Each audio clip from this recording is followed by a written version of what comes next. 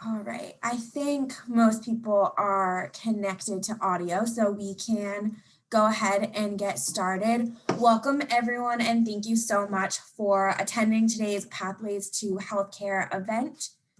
My name is Jess Buller, and I am a career consultant here at UConn in the Center for Career Development, and I use she, her, hers pronouns. And I'm going to turn it over to my colleague. Hi, everyone. My name is Lisa Famularo. I also use she, her, hers pronouns, and I am also a career consultant in the UConn Center for Career Development. I'm very excited to have all of you here tonight and to proceed with the fourth iteration of our Pathways to Healthcare. So just to give a quick overview of today's event, we are first going to walk through the occupational paths in healthcare, then go into a moderated panel with some of our alumni guests. We are then going to go into breakout rooms with our alumni so that you can ask them individualized questions and get to know them a little bit better, and then come back together and wrap up for some final information and resources. So moving into our occupational paths in healthcare, we really think about this in terms of four main buckets of health occupations. So we have research, administration and management, service, and clinical. So to provide a little bit of an overview of each of the four buckets, first we are going to start with health and medical research. And so this is done to learn more about human health and to help find ways to prevent and treat disease. This can take place in a number of different environments. It can be at a college or university. It could be at a hospital with an insurance company. There are a ton of different options for what this could look like. And the work itself can involve a number of different things. So it could be designing studies or running trials, collecting and analyzing data, and additionally collaborating with other healthcare professionals. Moving into administration and management, these people are generally responsible for the overall operation of healthcare facilities from more of a business perspective. And it's really important to remember that every healthcare facility is going to need people to work in administration to keep it running smoothly and in operation. And these types of things can focus on scheduling, strategic planning, customer service, and a number of additional focuses. It's also important to remember that different size organizations are going to require different numbers of administration and management professionals. We also focus on service as an occupational bucket, and these jobs can provide you the opportunity to really make a difference, have that immediate impact. They can be in a healthcare facility, such as something like a hospital, or also in a separate organization, a nonprofit, or a program abroad. And there is a wide variety in terms of the type of work that you can do based on the organization. Could be anything like something involving direct patient care or education or fundraising. And then lastly, we have clinical. So these roles are really working directly with the treatment of patients in a number of different ways. So it could be direct or indirect. Oftentimes you will find clinical workers in healthcare facilities such as hospitals or private practices. They could also be at summer camps or schools. So there are a lot of possibilities for where you can apply your clinical knowledge and experience. And they can include that direct interaction with patients and providing exams or using medical technology to help provide answers and results. So I am not going to read all of these off because the list is pretty long, but we have provided for you some sample job descriptions in each of the categories. So here we have research and administration and management. And I think it's really just important to see, this is only, a slight sample, but there are so many positions that are available in both research and administration and management. And then moving into clinical and service, there are a number of programs and organizations if you are looking to get involved more in the service realm. And then additionally, with the clinical side of things, there are a number of options. So I'm just gonna give you a second to read this, but just know that if you are interested in pursuing a career in healthcare, there are so many options for what you are able to do. And again, this is not an exhaustive list, just a sample. As you begin to start your search for an internship or a job, there are a number of occupational search tools that we have identified that might be really helpful for you. So explore healthcareers.org, the National Association of Advisors for the Health Professions, Vault, the Association of University Programs in Healthcare Administration, Healthcare Pathway, and ONET Online are all great resources to utilize to help you identify some potential careers. With that, I'm going to turn it over to Lisa. Awesome. Thanks you so much, Jess. That was a great overview of a lot of the healthcare and wellness career options available to students and some resources to go along with that. But of course, our feature for today is our wonderful alumni panel, who we are going to introduce in just a moment. And just to give you a sense of how this panel is going to go, we do have our three wonderful panelists who are going to be here to answer your questions live. We do have some questions that we've already prepared to get them started, but we do invite you to submit any questions that you have for the panels in the chat throughout the session, and we will incorporate those into our Q&A as well. And unfortunately, Anamika, our fourth panelist, since she is unable to make it this evening, we have been able to provide you with her email address so that if you do want to reach out to her with some questions about her role or her career path, you are able to do that. And Jess, if you want to put Anamika's email address in the chat too, that would be great, because I know we're going to advance from this slide in a few minutes, and I want to make sure everybody still has that. So without further ado, if each of our panelists could take a turn unmuting themselves and just providing a brief overview of your name, your current role, maybe your information about your major and your graduation year from UConn, and then we will stop sharing and head into our Q&A portion. So if we can go in the order of the slide, maybe Keon start, then Juliana, and then Christina, that would be awesome.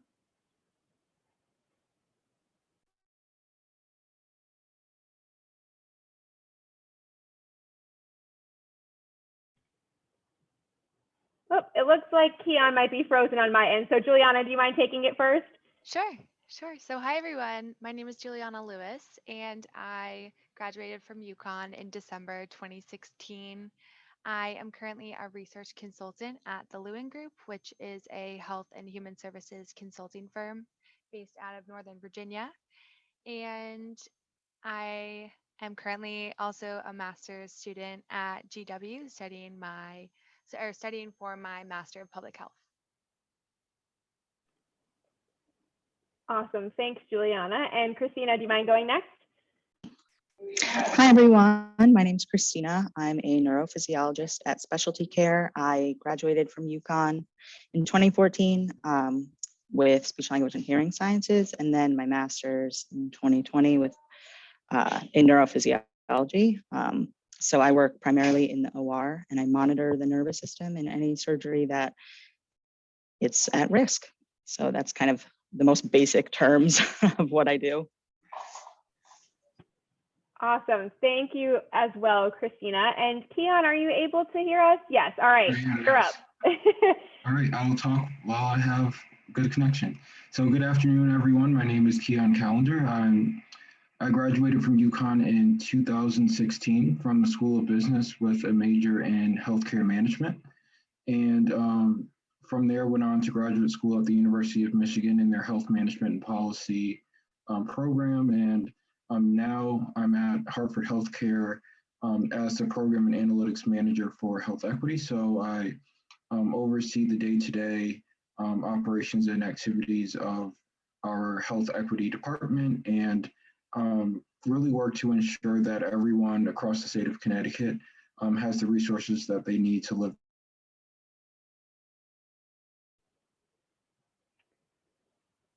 Oh no, I think we lost Keon mid-sentence there. As possible. Oh, there we go. Perfect. All right. Thank you, all three of you, for those great introductions. Jess, if you can stop screen sharing, we will move into our panel portion of this afternoon's event. And while I am getting everyone set up with the appropriate spotlights, the main goal of today's event is to provide some information to all of our audience members about careers in healthcare outside of the ones that require medical school, dental school, PA school, nursing school, or any of those like big, really scary long-term grad school options. And that is why we chose the three of you as our wonderful panelists, because we all know that you did take other paths, but you're still having like very rewarding careers in the field of healthcare. So for our first question, I would really appreciate if each of you took a few moments to explain how did you decide what you wanted to do with your career? Did you always know that you were going to do exactly what you're doing now? If not, what were some of like the key steps in making your decision? And any related information you think it would be helpful for our audience to hear. So I think for this one, Keon, can I ask you to go first? Sure. So, for me, my path wasn't linear. For the longest, I did want to be a physician, and that changed probably senior year in high school as I really started to think about my career and the impact that I wanted to have. And at the time, I had taken a few different like accounting and finance courses and really like that, and was thinking about, well, what can I do that has healthcare and finance and administration together. And through research, kind of came across healthcare administration as a career and decided to explore it, and ended up kind of falling in love with it and doing it. In terms of what I'm doing now, though, it's something that I had envisioned doing, but certainly not at this stage of my career. I thought this would be something I'd be doing 15, 20 years from now. So it's certainly a privilege for me to be doing this work early on in my career. So just a quick kind of 10-second background. A lot of my work has to do with addressing disparities in healthcare that occur due to race, socioeconomic status, education, income, et cetera. And that was something that I had a passion for, something that kind of drove my decision making into going into the administrative side of healthcare, and something that I'm privileged to do daily in my career.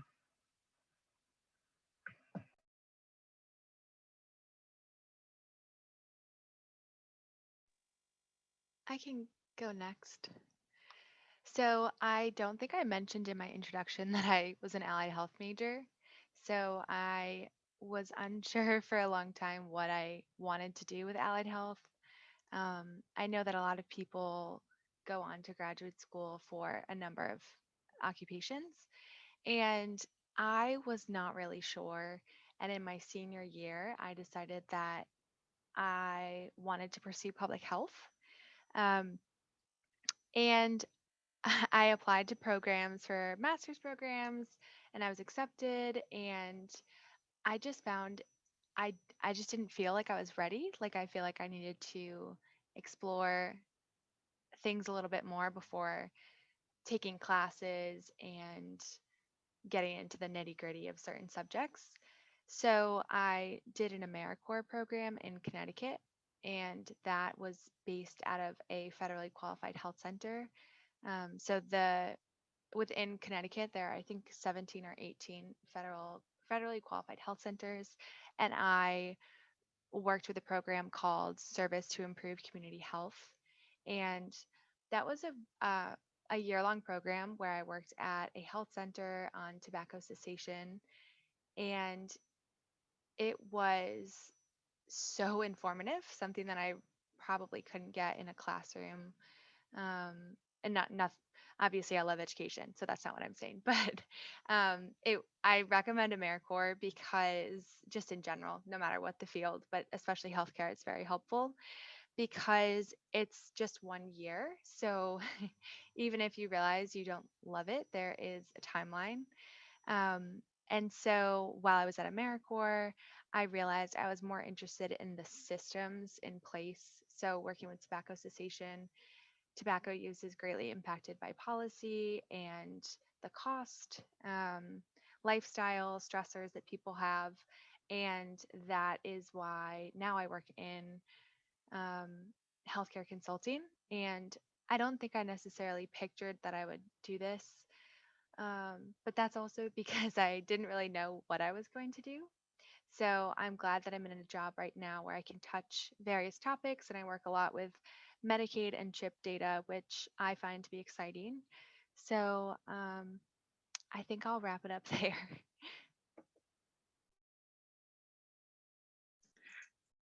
I don't think my path was very linear either, just like yours. As an undergrad, I studied speech, language, and hearing. And I chose that major because I enjoyed the coursework, but I knew I didn't want to enter that field. So it seemed kind of silly when I was graduating. I knew I wasn't going to apply to grad school for that field. So I went into health and fitness and became a strength and conditioning coach and worked in that field for 5 to 6 years. And I loved it, and I still do. I just knew I wanted to challenge myself further.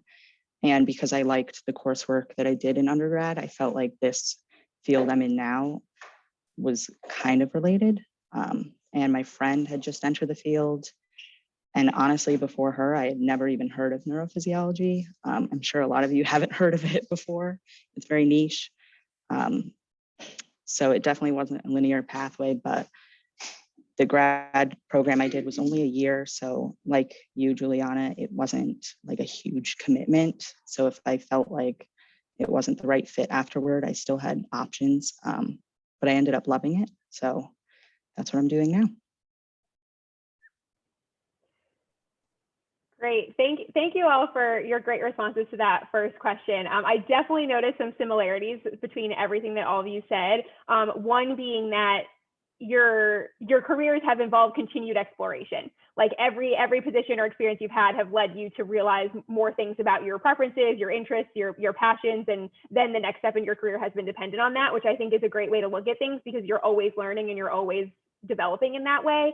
And then another thing that you all mentioned was finding a career path that was able to combine your interests. So whether, for Keon, you mentioned your business interest with your healthcare interest, and Juliana, you mentioned education, and Christina, you mentioned fitness, and finding ways to like bring all of that into your career while still having it be challenging and rewarding, I think is like such a cool way to build up a career if you are able to find something that allows you to combine all of your interests. So I think that was like a great way to start off this panel on that very, very positive note. But I do want to circle back to for our next question to something that Keon mentioned at the end of his response about like, what do you do now? What does your current job look like? I know that all three of you are in careers that I wouldn't say are some of the very commonly known ones when you're in college of like options that you can pursue after graduation. So if you all could share a little bit about like, what do you do now? What does maybe a typical day or a couple days look like for you? And obviously, COVID is a very hot topic of conversation. So how has COVID impacted your role and the work that you're doing? So Juliana, do you want to get started with this one? And then we can, either of you can go second. Sure. So thinking about how my job has changed during COVID, it has, well, I guess I'll start by talking about what I do. So I work in healthcare consulting, and in the area where I live, like the DC area, it's always a joke that everyone is in consulting, because you can do consulting for many different fields. So I work specifically in the health and human services space. And the way that my consulting firm works is that you are assigned typically two projects. And so since I've been at the company, I've worked on Head Start, which is a great program. It serves children under the age of 5. And so I worked on that project. And then I also have worked on a project for the administration for community living, and implementing one of their new systems. So I guess that's just an example of some of the areas. And right now I work on two projects for the Centers for Medicaid and Medicare Services. And one of them has to do with payment error in Medicaid and CHIP programs. And so a big part of my job is reviewing Medicaid and CHIP data, working with states. So every state has their own Medicaid office, and because Medicaid is funded by both the federal government and state governments, there's quite a bit of variety in all of the programs across the states. So we work with the policy teams, the data teams, and the administrative teams to figure out how to process the data. So I work with a data analyst who primarily processes the data through SAS. So that's one of my jobs. And then I am now on a project that has to do with home and community-based services, which is kind of a buzzword in the healthcare space because many people are trying to age at home and make healthcare more personalized for individuals. So, home and community based services is a growing field, but it is more expensive. And so, I am on a project that is reviewing the literature out there. So, we do literature searches and gray literature searches, so things that aren't necessarily peer reviewed, to understand how the research has changed and how measures need to be modified. So that's a lot of buzzwords, but hopefully it makes sense. But lots of acronyms typically. And in COVID, because um, my company, there are several people who work remotely. I've just been working from home during COVID, but it sounds like my job is not impacted much compared to Keon's, who sounds like the majority of his work is this. But I do work with colleagues who, for COVID, have been in California working at like movie sets to test people. So, kind of rolling that out. But that is something that I'm not directly involved in, but just something that's related.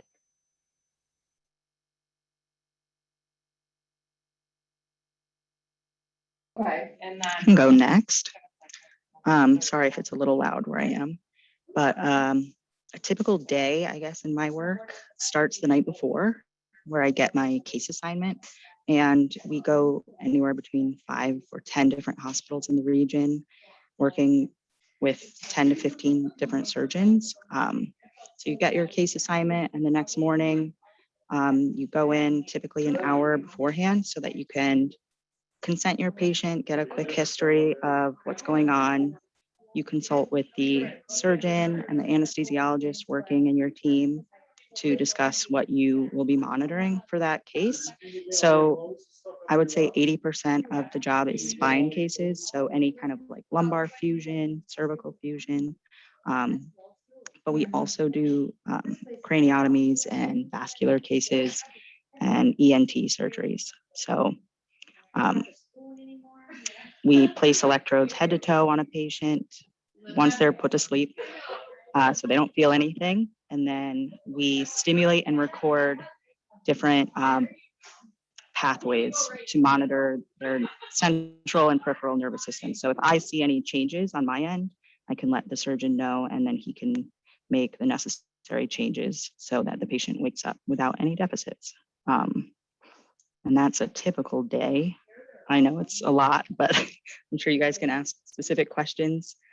I wouldn't say COVID has affected day to day too much for me. Obviously, I'm not working from home. The only thing is just extra precautions in the hospital, but nothing different about my actual job. So that's good.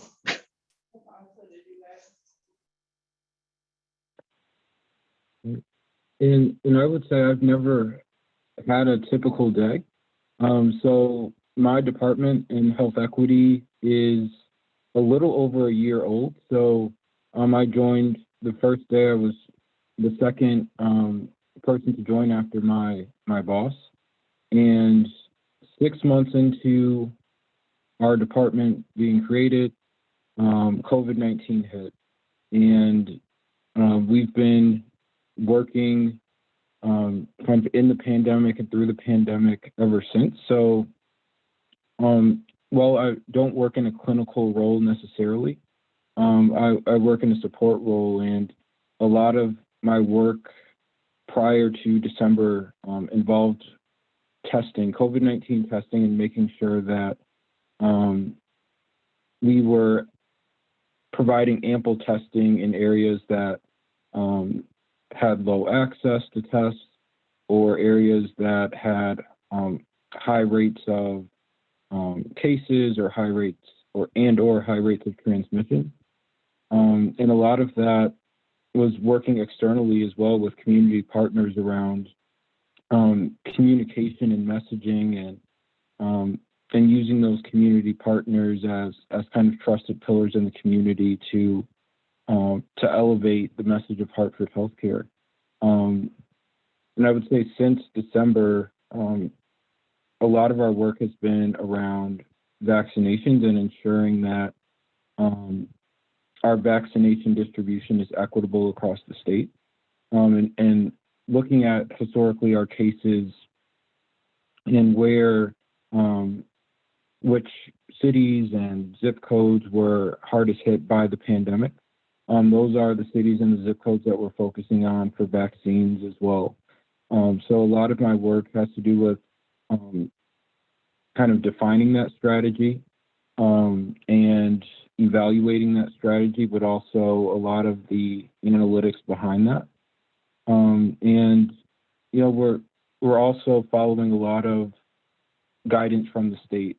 So as a healthcare system, we don't have as much control over vaccines that a lot of people think we do. Whatever we get one week is kind of whatever the state tells us we're going to get.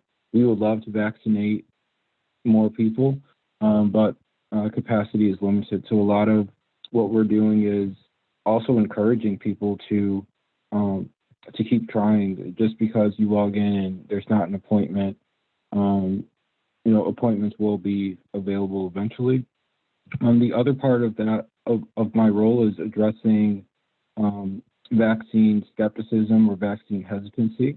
There's a lot of questions around the vaccine and the speed in which it was developed, and just medical racism as well. So a lot of my work is, you know, having those conversations, or at least putting together different forums where those conversations can occur, and we can go out to the community and answer as many questions as we possibly can.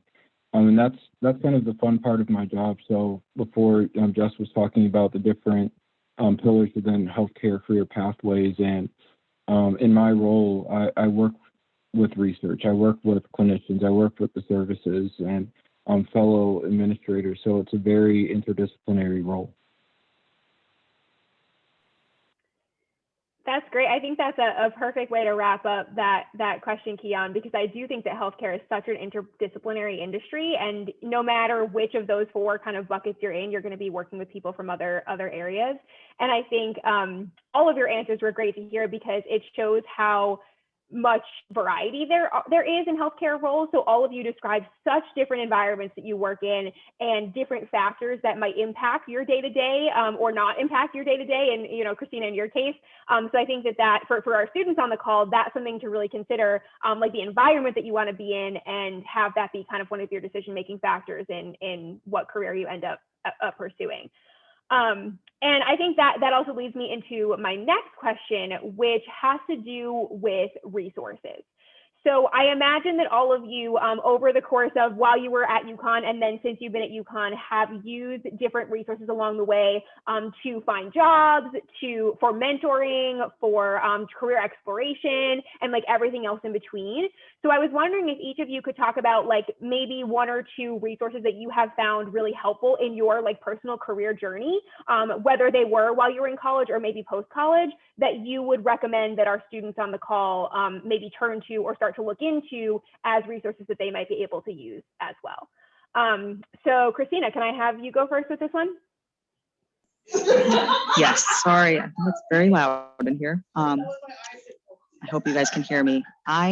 So right now I'm actually part of a Women's in Leadership Mentorship program with UConn. And so I partner with juniors and seniors who are interested in similar fields to myself, and then we meet up and network, and I think that's a great resource if anyone is still a junior in this group and can do it next year.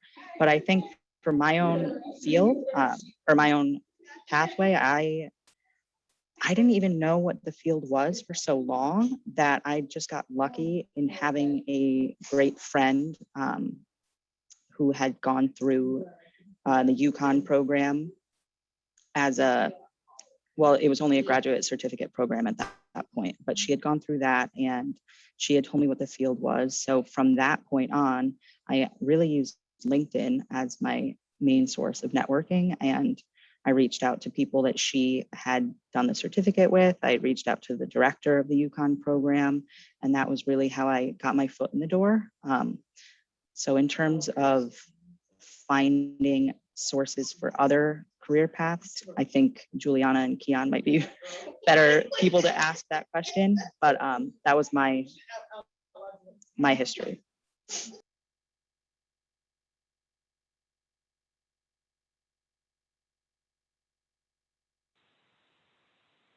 Yeah, so, I'll just quickly kind of talk about some of the resources that I had in undergrad. And I would say, the Healthcare Management Society and a host of other kind of undergraduate student organizations were huge resources because every week, at least one of those organizations had an external company coming in to speak. Even if they weren't there to recruit, they were there talking about their career field or their organization.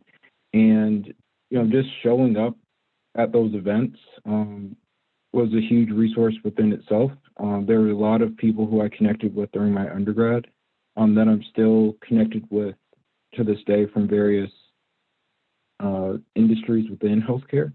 So, being here today is great because you're connecting with the three of us, and we can potentially serve as your resources as well. So I'm saying all that to say, in undergrad, one of the programs I was referred to was the summer enrichment program at the University of Michigan, and I can say with 100% certainty that had I not gone through that program and developed that network of professionals within that cohort, I wouldn't have the job that I have today. And the job that I have now at Hartford Healthcare actually got through an alumni connection. So, the alumni network at UConn or wherever you choose to go to grad school is great. It's something there to take advantage of. If not for a job, just informational interviews, asking for advice. You never know what can come out of a conversation. And in terms of just other resources, I'm on the board of the National Association of Health Services Executives. I'm involved in the American College of Healthcare Executives at the Connecticut chapter level. So a lot of these professional organizations in Connecticut or wherever you may end up after graduation are huge resources to tap into, both for personal growth as well as professional development.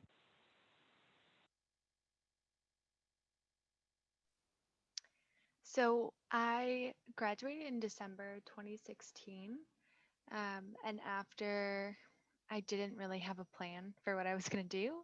I think I mentioned that I had wanted to go and get my Master of Public Health, which I'm doing now, but I actually deferred to do AmeriCorps. But so in the spring of my senior year, I did an internship, and to prepare for that internship, I went to the career office quite a bit. So I did a practice interview. I had my resume critiqued. I would make appointments for one on ones for reviews of many things.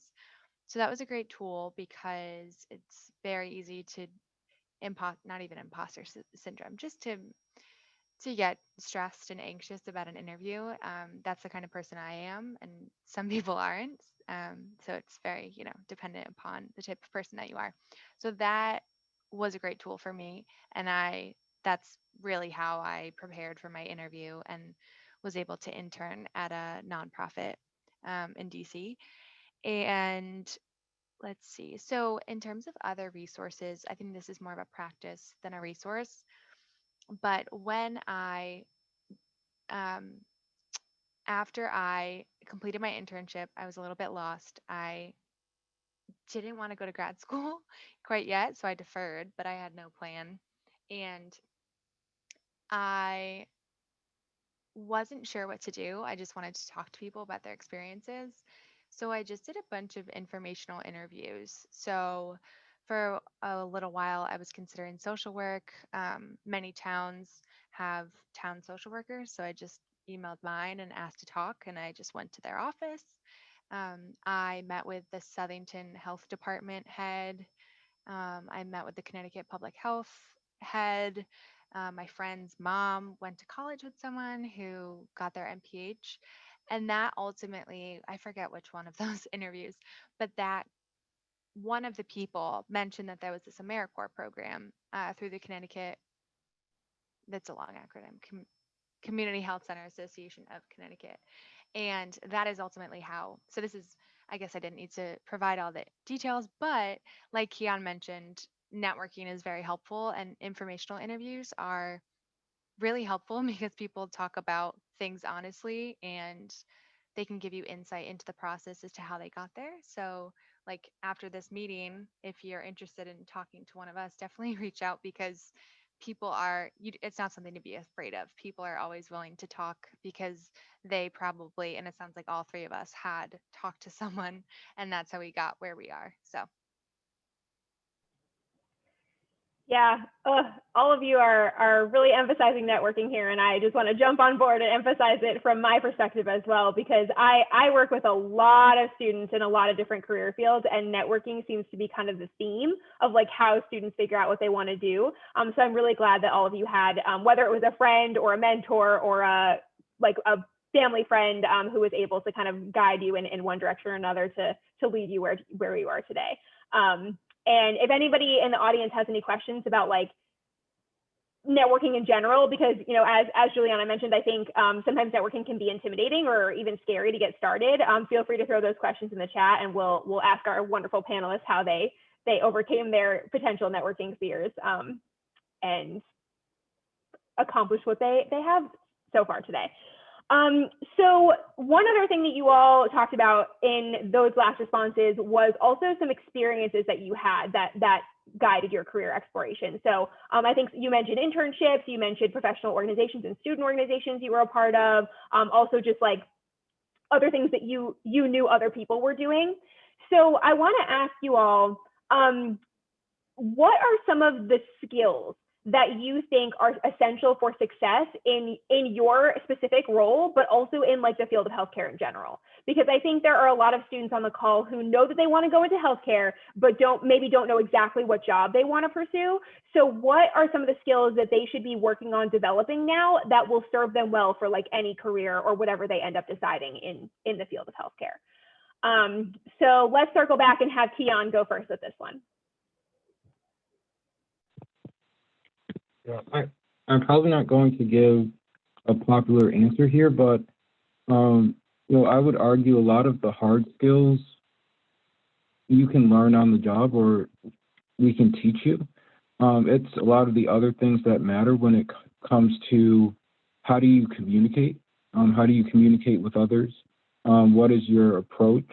How do you react in certain situations? So we can kind of sum that up in terms of like looking at your leadership behaviors and focusing on those. And yes, those hard skills are important. I definitely appreciate individuals who come in with that knowledge and content base, but at the same time, you know, when I'm hiring for my team, it's less so focused on those hard skills, but it's more so focused on some of those soft skills. So it's not the most popular answer, but at least in kind of my space of work, that's my number one priority.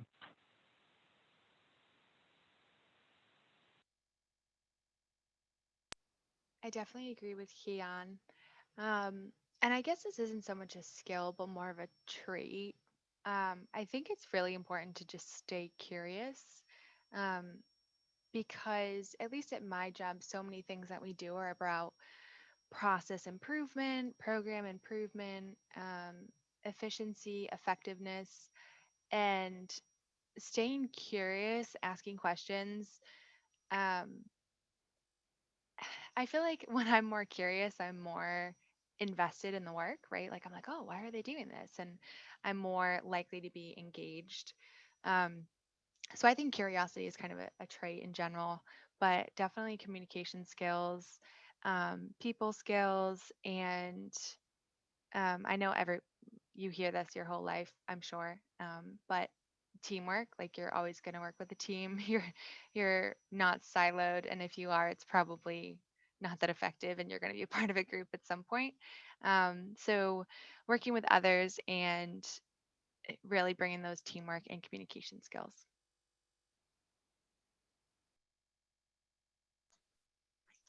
I would agree with both of you. I think both of those skills are essential in my role. But I would just add in my role specifically that the willingness to be flexible and adapt.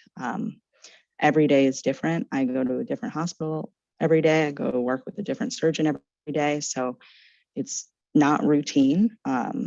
If that scares you, it's probably not the ideal role for you. But the ability to work on your own as well, because we are an independent member in the OR. So we work in a team, but there's no one in neurophysiology standing next to me that's going to help me with my role. So if I'm unsure of something, I better know where to ask for help, like immediately. So being able to be self-sufficient is really important. But like Keon said, the soft skills are definitely the most important, being able to communicate, because the hard skills we teach you. Yeah, I think it's kind of funny, Keon, that you started off by saying that that was going to be an unpopular answer, because it certainly wasn't. I think we're all very much on the same page there, that the soft skills are the ones that you have to have, because the hard skills can be taught on the job. And I also saw Jess nodding her head to that response as well. From a career coaching perspective, we definitely agree. So all of the students on the call, keep that in mind as you're developing your experiences and your skills. Try to make sure you are focusing on those soft skills, so that when you're applying for jobs, those are the skills that you are featuring. And Keon, if you don't mind, I just have a quick follow-up for you specifically, because you said you do hire for your team. Can you talk a little bit about like what that's like and what you look for in candidates, and like what's required in the hiring process? And I don't know if Christina or Juliana, you hire as well, but if you do, feel free to jump in. Sure. And I just want to put a caveat in there. That does not mean that you can skip the class. Go to class so you can graduate with your degree. So don't say like, oh, Keon said our hard skills don't matter. They do, just not as much. But in terms of the hiring process, so I do oversee the health equity team or health equity area at Hartford Healthcare, and also our early career programs. So the hiring process looks a little bit different with graduate interns and postgraduate administrative fellows than it does for full-time professionals who are, either post-undergrad or postgraduate, depending on the role. But the commonality between all of those is, we're really looking for alignment with Hartford Healthcare's leadership behavior. So I believe Juliana had mentioned like being curious. We have a leadership behavior, being curious versus being judgmental. So, in that interview process, we might have a behavioral question around, what would you do? Or in this situation, how would you react? Just to see someone's, temperament or reaction to that. So it's really looking for alignment with those leadership behaviors, while at the same time valuing diversity in experience, diversity in knowledge and skill set, and background, because the work that we do really involves making sure that all voices are heard, that diverse voices are heard, and we're hiring for inclusion as well. So, those are some of the things that I look for, that my team looks for in candidates. And, generally speaking, I'm never the only one doing the interview. So we'll either do a panel, or depending on which round of the interview we're in, that individual will interview with multiple people to get multiple perspectives on the role, because health equity is such an interdisciplinary role that it's valuable to get feedback from various areas of our health system.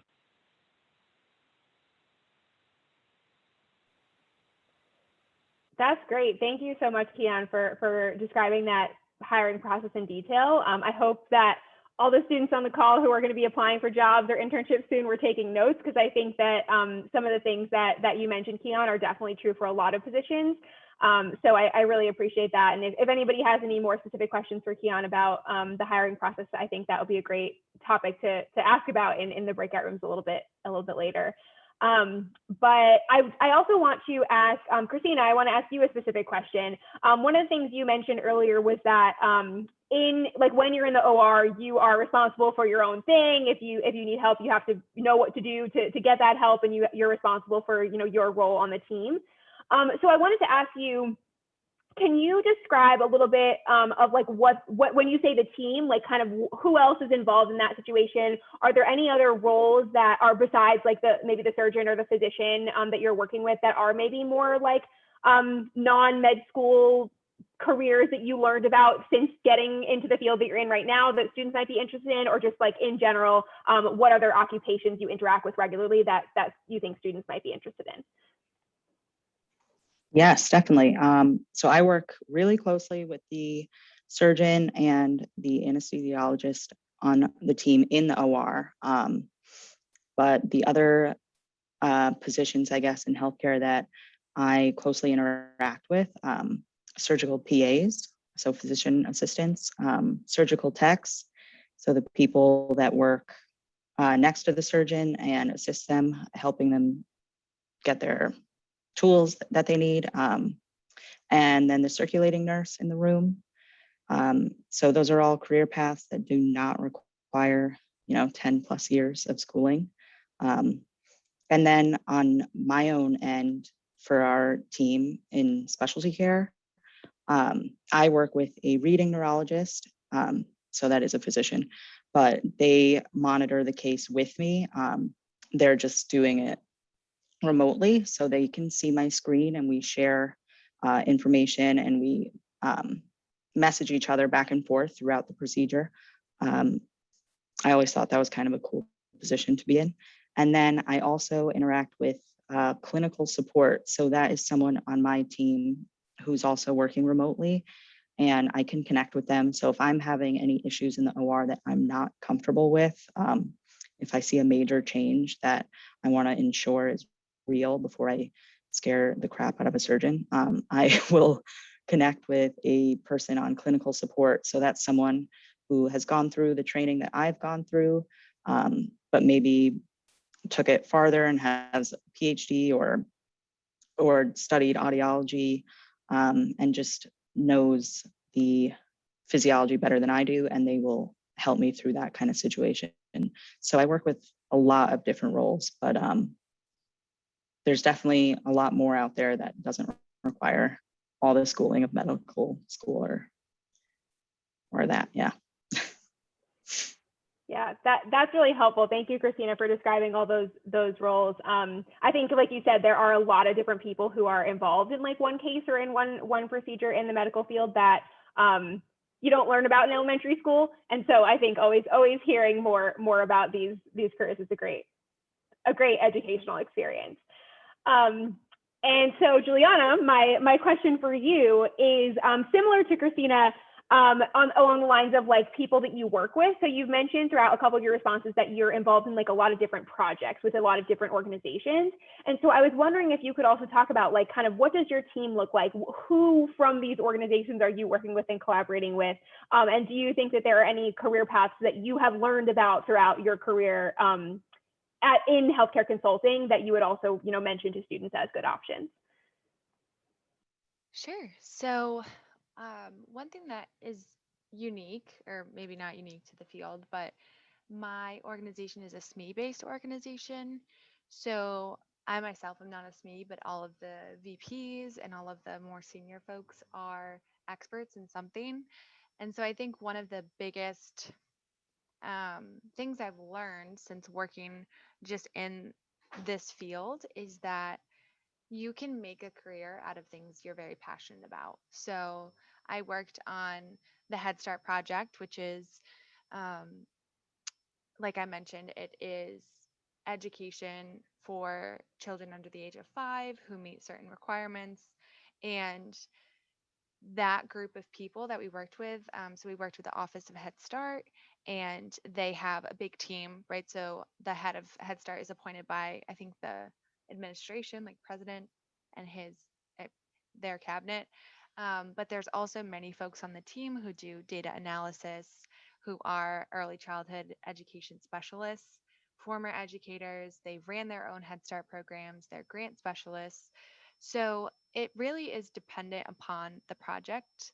Um, so I've also have worked on a project with the administration for community living and rolling out a new online system with the Title VI grantees who are um, American Indian Alaskan Native. So they're so I guess my point, so there are whole teams. There are so many teams within these big organizations like ACL, Administration for Community Living. There are so many different departments that focus on different things like Indian Title VI grantees. And then for Head Start, there was a program just for migrant and seasonal workers.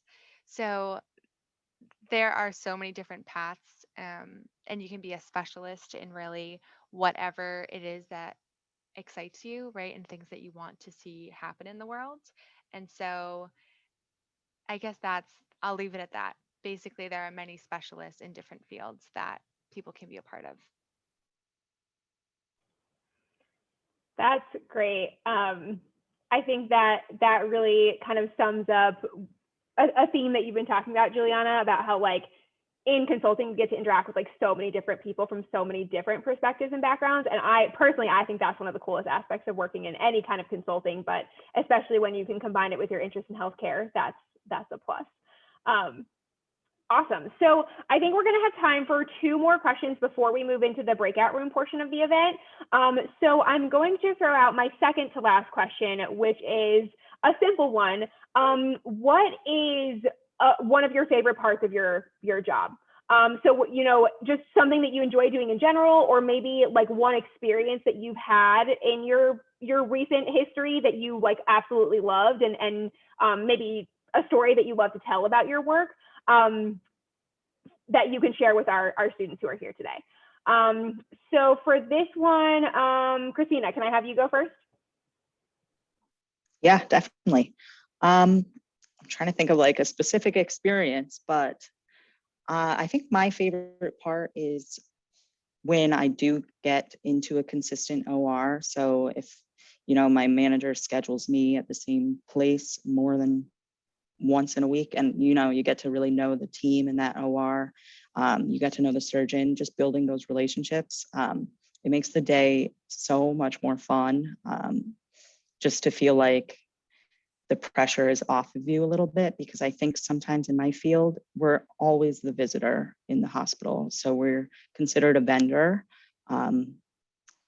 So you're not as trusted when you're in the OR, and you have to kind of build up those relationships. But once you do, the job is so much more fun. So I know that's not really specifically answered to, you know, what about my job I love, but it really is just the relationships and building those. It makes you feel like you're more part of a team. So I'm sure, Juliana, if you're working from home, it's easy to feel like you're alone. And my husband right now works from home, and so he doesn't feel like that sense of teamwork. So when you do have that, it's really nice.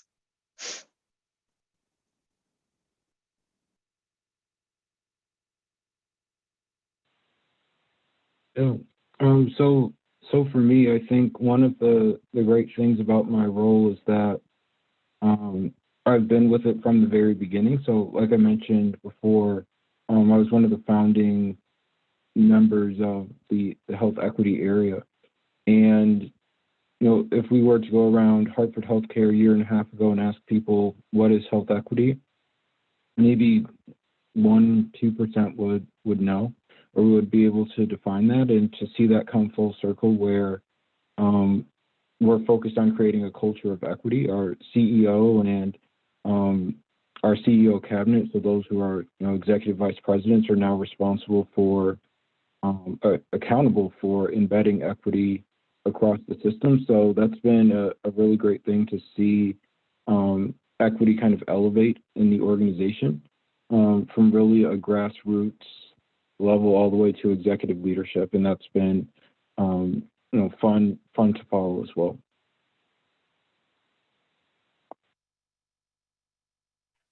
So, as I've reflected on this question, the first thing that really came to mind is that given the nature of my job being project-based, one of the biggest things that I have had to do as a professional is advocate for myself. So I think because of the environment in consulting, I've had to say like, hey, I don't know if this project exactly fits my career goals. Like, can we look into switching projects? Or what's another? Oh, at one point I actually did have a supervisor that it just wasn't, I guess, the ideal supervisee relationship. And I had to advocate for myself and say, hey, I actually think I would do better with someone else. So I guess I can't, I don't know if that quite answers your question, but just thinking about when I first started versus compared to now, I feel like as a professional, I've evolved, and a big part of that has been because of self-advocacy and how that's necessary in the job to succeed. Great. Thank you all so much for sharing some of your favorite aspects of your work. I think all of your responses just kind of reiterate how different each of your careers are, but how much they're still related to healthcare and the health of our communities. So I think that was like a perfect kind of summary there.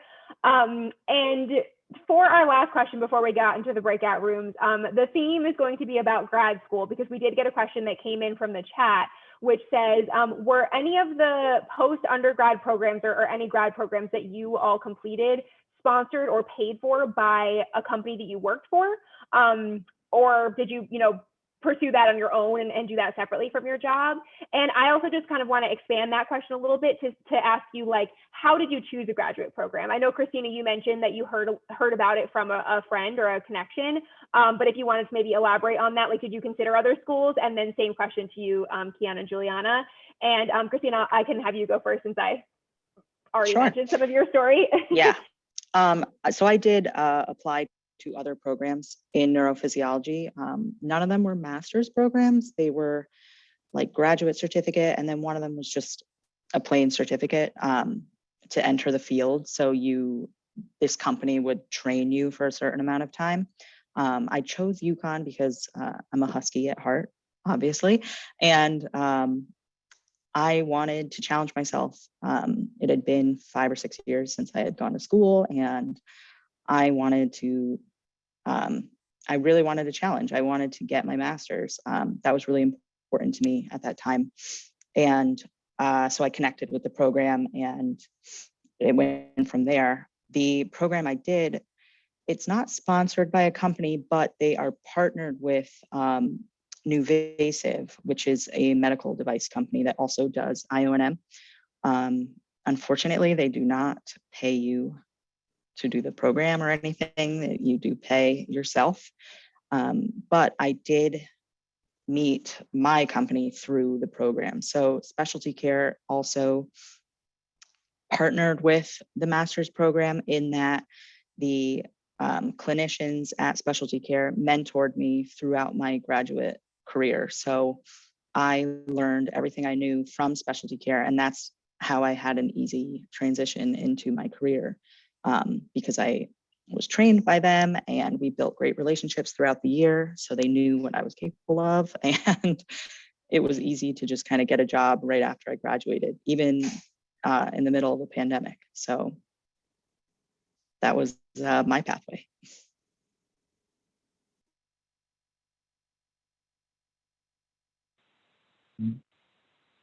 So, for me, I decided to go to graduate school right after undergrad. So, in terms of the question about did an employer sponsor it, for me, no. But where I work now, we do have, tuition reimbursement to help defray the cost of any type of higher education, whether that be undergrad or graduate, depending on someone's situation. But in terms of my decision making, I applied to a few different health management and policy programs across the country, and UConn didn't have one. Maybe they do now, but at least when I was applying, they didn't have one, so I didn't apply at UConn. But my decision was kind of based off of many things. One, the experience as a graduate student, but also thinking about long-term, what has been the trajectory or the postgraduate roles after someone completes those programs. And that was big, along with the alumni support of the program. And, with those things in mind, I decided to go to the University of Michigan. And it's, I don't know, probably one of the highest number of alums from a health management and policy program in the country. So, I think when I was thinking about graduate school, and as you all are thinking about graduate school, it's important to think about the full picture and not necessarily, I want to go to a place that's warm, or I want to go wherever. Like, think about the whole picture and kind of that future aspect of postgraduate school, and does this graduate program set me up to do the things that I want? And maybe you don't know what it is that you want, but if that's the case, does that graduate school provide you with all the resources you need to be able to transition to a multitude of roles? So those were just some of the things that I was thinking about as I applied to graduate school. So I am currently in graduate school. I mentioned that after I graduated from UConn, I applied to schools. I paid my deposit and then deferred because I just didn't feel like I was ready. So definitely trust your gut feelings for sure. That's very important. Like if you're something inside of you, something in you is telling you, hey, maybe wait for a minute. Definitely wait for a minute. That's what worked for me. So if obviously there are many forces at play, but so the second time that I applied for graduate school, I just applied this past summer. It was very different. When I first started my job, I was like, oh, I'll work there for 2 years and then I'll go back to school full time. But it's funny how once you have a paycheck, you don't want to stop that. And also, just cost of living is high in many areas in the country. So for me, I only applied to two programs. I'm in an online program, but I chose the program. I live in Arlington, Virginia, which is right over the river from DC, where GW is, and I have the option to take classes on campus. But especially during the pandemic, everything's online anyways. So my work also does pay $6,000 a year, which might not sound like a lot, but it is a lot in the grand scheme of things. It's better than nothing. And I owe them 2 years after that, which I also don't think is that bad. So if anyone has questions about that, let me know, because I know some people who have to stay for 5 years and things like that. But I'm also an AmeriCorps alum, so I got money from that. So if you complete an AmeriCorps term, you get almost $7,000. So a big thing for me was I wasn't going to graduate school until I paid off my undergrad loans. and that was just a personal thing that I had set for myself. So the timing of that also depended on, funds, and AmeriCorps also. So I put those $7,000 towards my undergrad loans. So there are many different pathways, obviously, and sometimes with your work you have to get approved. So it's definitely a lot to consider once you have a job and are interested in going back. There are many options that you can pursue. Yeah, grad school is definitely a big question, and I know there are a lot of factors that go into the decision. So thank you, all three of you, for sharing your stories. And if any of the students in the room have more specific questions about grad school, that's also another great topic for you to ask in our breakout rooms, which it is just about time for. We'll go ahead and jump back into this. So just some final pieces of information and some resources to share with all of you. Our spring career fair is coming up. It's on March 24th. It will be fully virtual. It'll take place on Handshake. And so to register for it and to view all the employers and make your schedule for the event, you can do all of that via Handshake. And Lisa is putting links to everything that I'm sharing in the chat. So you can either click on it or copy it for opening later. While you are in Handshake, you can also search for opportunities that might be of interest to you. So just to highlight a couple of different opportunities that you might want to look at, things range from internships in orthopedic and sports medicine research to working with One Health in strategic working. And so all of the applications for a number of jobs are in Handshake. So I highly recommend that you take a look. When you log in, you just click on jobs. It's very straightforward and easy to find. If you are interested in interning with the Center for Career Development, I personally highly recommend it. Applications are currently open. You can find further information about the position descriptions and what being an intern in our office entails on our website, and then you will apply for the positions on Handshake. They are closing soon, so I would definitely take a look at that if you are interested in it. I also want to highlight our career and affinity communities. So these are career communities that are kind of grouped by industry cluster. So we have a healthcare and wellness career community that might be of interest to all of you. There is information about job market insights. We have blog posts related jobs, and we highlight some alumni who are working in the field who are available to serve as mentors for you. We also have affinity communities, which are a great way to learn more information about an identity-based group. So you can see the list of affinity communities here. I would highly recommend taking a look at them to see what resources we have available for any affinity communities you might belong to. And then we have a couple of additional pieces of information. So we have job search labs for the healthcare and wellness career community. Those will be taking place on Thursday, April 8th. That'll be at 12 p.m. via Zoom. And information about that and to register and get the Zoom link is all via Handshake. And then I also want to highlight a unique way to enter the field of healthcare is through medical lab sciences. This is a major that's available to juniors and seniors within the Department of Allied Health Sciences. So there is information about their program and then also their department's overview there as well. And then lastly, we just want to say thank you so much for spending your afternoon with us. We hope you got something beneficial from our panelists. I know I personally did. If you have any questions, feel free to reach out to either Lisa or myself, but all of the resources that we mentioned really can be found at career.uconn.edu.